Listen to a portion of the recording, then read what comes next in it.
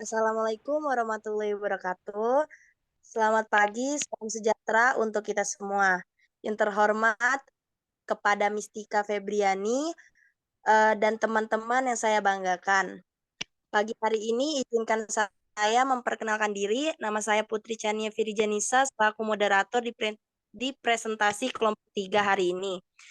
Dan materi yang akan kami bahas di diskusi kali ini adalah tentang pendekatan realitas. Sebelumnya, izinkan saya memperkenalkan anggota kelompok saya. Yang pertama ada Nurani Saidah Dosia, dan yang kedua saya Putri Chania Virjanisa. Baiklah, kepada materi pertama saya persilakan. Baik, materi yang pertama yaitu A. Pandangan tentang manusia terhadap pendekatan realitas. Gleiser percaya bahwa setiap manusia memiliki kebutuhan psikologis yang secara konstan atau terus-menerus hadir sepanjang rentan kehidupannya dan harus dipenuhi. Ketika seseorang mengalami masalah, hal tersebut disebabkan oleh satu faktor, yaitu terhambatnya seseorang dalam memenuhi kebutuhan psikologisnya. Gleiser menjelaskan kebutuhan-kebutuhan dasar psikologis manusia, yaitu yang pertama meliputi cinta, kekuasaan, yang ketiga kesenangan, dan yang keempat kebebasan. Selanjutnya B, konsep dasar pendekatan realitas. Pada dasarnya, setiap individu terdorong untuk memenuhi kebutuhan dan keinginannya, di mana kebutuhan bersifat universal pada semua individu. Sementara, keinginan bersifat unik pada masing-masing individu ketika seseorang dapat memenuhi apa yang diinginkan. Kebutuhan tersebut terpuaskan, tetapi jika apa yang diperoleh tidak sesuai dengan keinginan, maka orang akan frustasi dan pada akhirnya akan terus memunculkan perilaku baru sampai keinginannya terpuaskan. Artinya, ketika timbul perbedaan atas apa yang diinginkan, merupakan upaya manusia mengontrol lingkungan untuk memenuhi kebutuhan dan menghadapi realita yang dialami dalam kehidupannya. Perilaku manusia merupakan perilaku total atau total behavior. Terdiri dari doing, thinking, feeling, dan psikologi. Oleh karena itu, perilaku yang dimunculkan adalah bertujuan dan dipilih sendiri. Maka Gleiser menyebutkan dengan teori kontrol. Selanjutnya, teori kontrol. Penerimaan terhadap realita menurut Gleiser harus tersemin dalam perilaku total atau behavior yang mengandung 4 komponen yaitu berupa berbuat atau doing, berpikir atau thinking, dan merasakan atau feeling, dan menunjukkan respon-respon psikologi.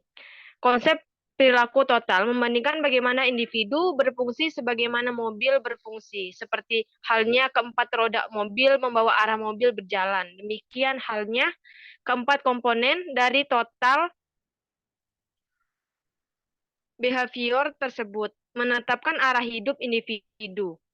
Gleiser dalam Korei menjelaskan bahwa secara langsung mengubah cara kita merasakan terpisah dari apa yang kita lakukan dan pikirkan merupakan hal yang sangat sulit dilakukan. Meskipun demikian, kita memiliki kemampuan untuk mengubah apa yang kita lakukan dan dipikirkan, apapun yang nanti mungkin bisa kita rasakan. Oleh karena itu, kunci untuk mengubah suatu perilaku total terletak pada pemilihan untuk mengubah apa yang kita lakukan dan pikirkan. Sementara itu, reaksi emosi dan respon psikologi termasuk dalam proses tersebut.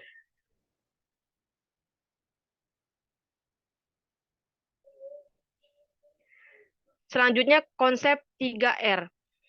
Konsep ini digambarkan Gleiser dalam Basin 1976 sebagai berikut. Yang pertama, responsibility atau tanggung jawab adalah kemampuan individu untuk memenuhi kebutuhannya tanpa harus merugikan orang lain. Yang kedua, reality atau kenyataan adalah kenyataan yang akan menjadi tantangan bagi individu untuk memenuhi kebutuhannya.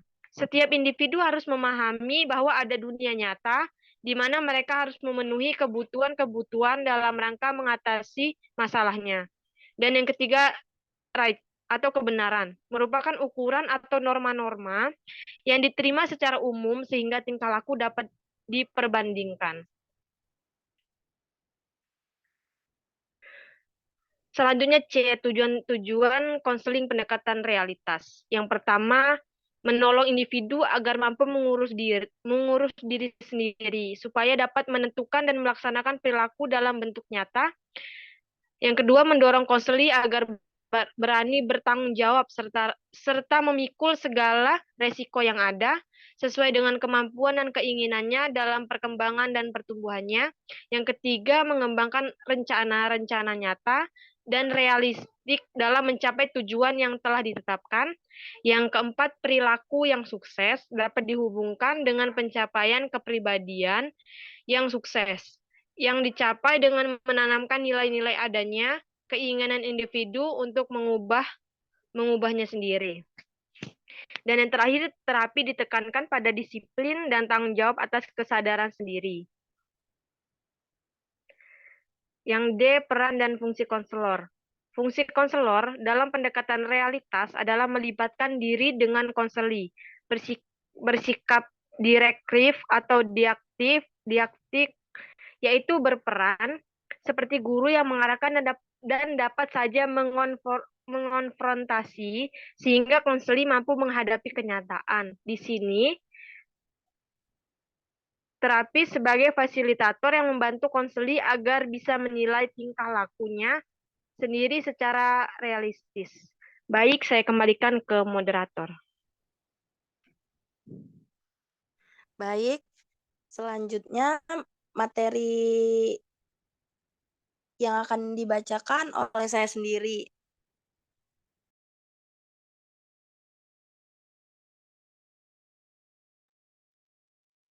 Proses konseling pendekatan realitas.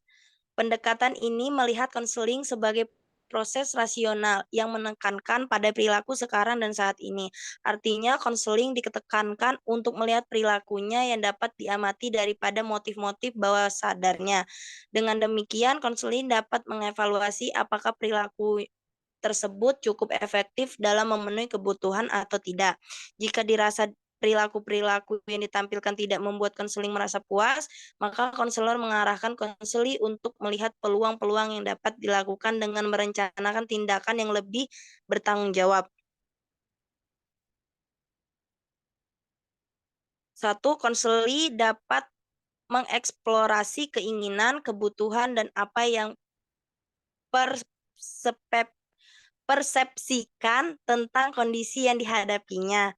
2. Konseli fokus pada perilaku sekarang tanpa terpaku pada permasalahan masa lalu. Yang ketiga, konseli mau mengevaluasi perilakunya. Yang keempat, konseli mulai menetapkan perubahan yang dikehendakinya dan komitmen terhadap apa yang telah direncanakan. F.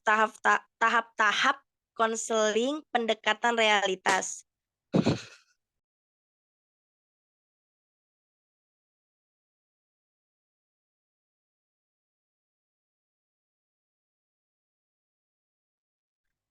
Proses konseling dalam pendekatan realitas berpedoman pada dua unsur utama, yaitu penciptaan kondisi lingkungan yang kondusif dan beberapa prosedur yang menjadi pedoman untuk mendorong terjadinya perubahan pada konseli secara praktis.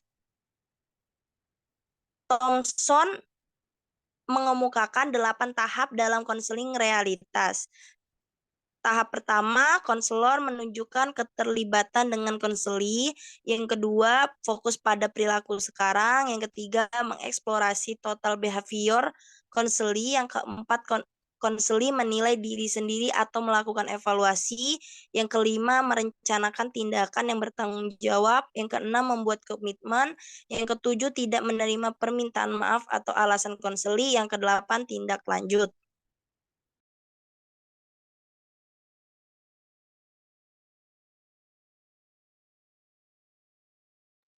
G. Teknik-teknik konseling pendekatan realitas. Teknik konseling realitas menggunakan banyak teknik untuk mencapai tujuan konseling, khususnya teknik dari perspektif konseling perilaku seperti yang telah dikemukakan. Teori konseling realita memiliki beberapa teknik tersendiri, yaitu metafor, hubungan, pertanyaan, WDIP, renegoisasi, intervensi, paradoks, pengembangan keterampilan, adiksi positif, penggunaan kata kerja, dan konsekuensi natural.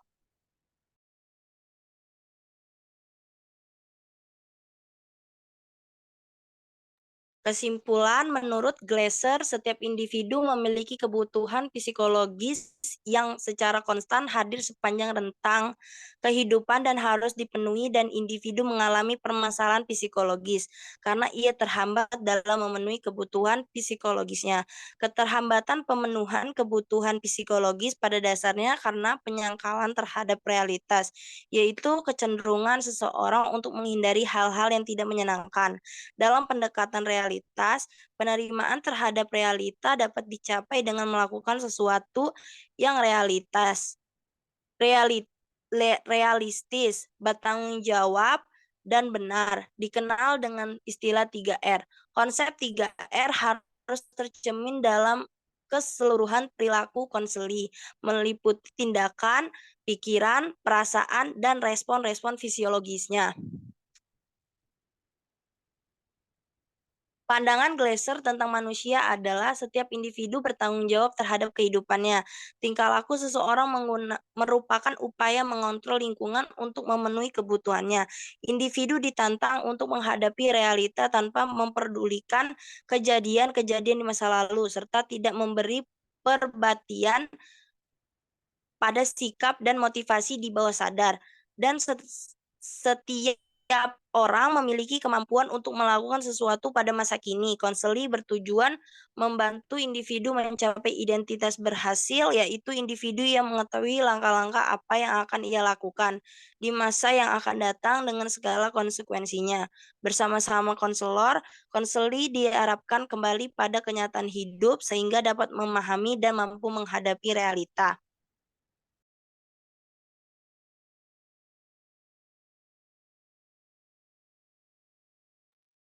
Baik, saya selaku moderator izin menutup presentasi pada pagi ini. Lebih kurangnya saya mohon maaf. Saya akhiri. Wassalamualaikum warahmatullahi wabarakatuh. Waalaikumsalam warahmatullahi wabarakatuh.